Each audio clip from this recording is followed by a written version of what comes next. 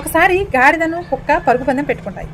ఎవరైతే ఈ పరుగు పందెంలో గెలుస్తారో వాళ్ళు ఆ సింహాసనాన్ని అధిష్ఠించి ఈ రాజ్యాన్ని ఏలేటట్లుగా పందెం పెట్టుకుంటారు. అయితే ఈ కుక్క ఏమనుకుంటుంది, నాకన్నా స్పీడ్గా పరిగెత్తగలదా ఈ గాడిద, దీన్ని ఓడించడం నాకు ఒక లెక్క అని చెప్పేసి లైట్గా తీసుకుంటుంది.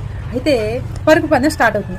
ఇక వీధి కుక్కలన్నీ కూడా ఈ కుక్క వెంట మొత్తం దాడి చేయడం మొదలుపెట్టాయి. వీటన్నిటిని గెలుచుకుంటూ చివరికి సింహాసనం దగ్గరికి వెళ్తుంది.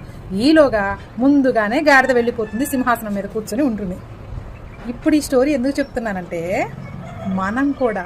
మనం ఎదిగే ప్రయత్నం చేస్తూ ఉన్నప్పుడు ఈ చుట్టూ ఉన్నటువంటి కుక్క అనకూడదు, మనం ఇలాంటి మనుషులన్నీ కూడా మనల్ని వెనక్కి లాగటానికి ప్రయత్నం చేస్తూ ఉంటాయి.